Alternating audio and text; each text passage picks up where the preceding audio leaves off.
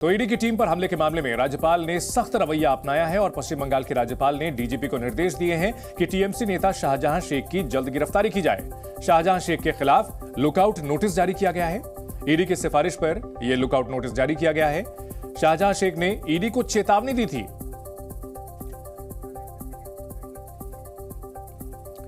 और इस बड़ी खबर पर हमारे सहयोगी श्रेयसी गांगुली हमारे साथ कोलकाता से जुड़ गई हैं। श्रेयसी, अगर शाहजहां शेख के ऊपर जो जांच चल रही है, इसमें ईडी की टीम पर हमला हुआ और अब उनकी गिरफ्तारी के आदेश खुद राज्यपाल ने दिए हैं।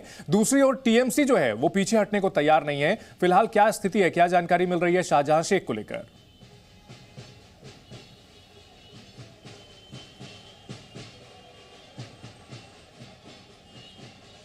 देखिए, मैं आपको पहले ये बता दूं कि राज्यपाल सीवी आनंद बोस की तरफ से जो निर्देश दी गई है डीजीपी को, वो उन्होंने कहा है कि तुरंत शाहजहां शेख को अरेस्ट किया जाए और अरेस्ट के बाद उसका कंप्लायंस रिपोर्ट जो है वो राज्यपाल को बताया जाए। इसके बाद ये भी बताया गया है, ये भी निर्देश दिया गया है उनकी तरफ से, अगर उनको पुलिस पकड़ नहीं पा रही है तो क्यों नहीं पकड़ पा रही है, वो कहाँ पे है, इसका डिटेल्स लेके एकदम गवर्नर साहब को दिया जाए। ये दूसरा चीज़ है। और तीसरा ये भी बताया गया है उसमें कि राजभवन में ऐसे बहुत सारे कंप्लेंट्स आ चुके हैं जहां पे ये सूचना उनको मिली है, मतलब गवर्नर सीवी आनंद बोस जी को मिला है ये सूचना कि जैसे कि शाहजहां बोस को कोई पॉलिटिकल पार्टी जो है उनको सपोर्ट दे रहा है और पुलिस की तरफ से भी उनको सपोर्ट मिल रहा है। ये क्यों हो रहा है, ये देख के उनको कार्रवाई करके तुरंत रिपोर्ट दी जाए, ये भी बताया गया है। और इसके बाद ये भी बताया गया है कि जो निर्देश दिया गया है उसमें ये भी बताया गया है कि गवर्नर साहब को मतलब राजभवन में ऐसे बहुत सारे इंफॉर्मेशन आ रहे हैं कि शाहजहां शेख जैसे कि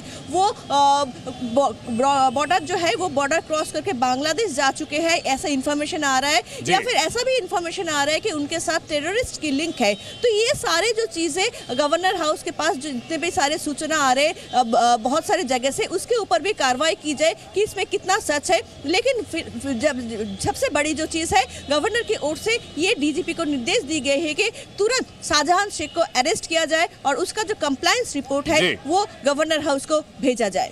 श्रेयसी, अगर बात की जाए शाहजहां शेख की, तो टीएमसी के लिए वो कितने इंपॉर्टेंट है और उनके ऊपर क्या क्या आरोप लगे हुए हैं?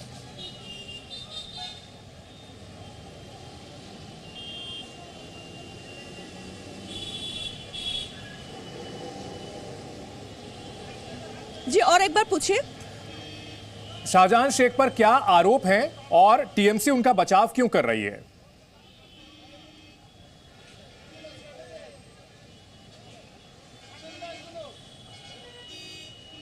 देखिए, टीएमसी की तरफ से ये टीएमसी के जितने सारे स्पोक्स पर्सन हैं उनका ये कहना है कि उस दिन का जो घटना घटी थी उस घटना के लिए पहले ईडी की तरफ से जो गांव वाले थे उन लोगों को कुछ ऐसे प्रोवोक किया गया था और क्योंकि उन लोगों को प्रोवोक किया गया था तो इसीलिए ये घटना घटी थी। हालांकि उन लोगों का कहना है कि मीडिया के ऊपर या किसी के ऊपर वो हमला करने का जो घटना घट रही है उनको वो सपोर्ट नहीं कह रहे, लेकिन उसके साथ ही ये टीएमसी की तरफ से ये भी जोड़ा जा रहा है कि ये जो ईडी का जो रेड या सीबीआई का जो रेड जहां पे भी चल रहा है बंगाल पे, वो खाली एक पॉलिटिकल वेंडेटा का रूप है, जहां पे टीएमसी पे टीएमसी के जितने भी सारे नेता है या वरिष्ठ अधिकारी है उनको एकदम टारगेट करके ये किया जा रहा है। यहाँ तक ये मानना है कि टीएमसी का ये मानना है और वो ये बोल रहे हैं कि पॉलिटिकल वेंडेटा है और इसी के कारण ईडी और सीबीआई के जितने भी रेड्स हो रहे हैं तो उसी कारण हो रहे हैं। तो दो चीज इस घटना के बारे में टीएमसी की तरफ से अभी तक कहा जा रहा है कि उनका पहला जो है रीजन जो बोल रहे हैं कि ये जो घटना घटी है उसके लिए ईडी का जो टीम वहाँ पे था या सीआरपीएफ के जो जवान वहाँ पे थे उन लोगों की तरफ से ये प्रोवोकेशन दिया गया था। बहुत शुक्रिया श्रेयसी इस पूरी जानकारी के लिए। तो इस मामले पर सियासत भी हो रही है। जी न्यूज़।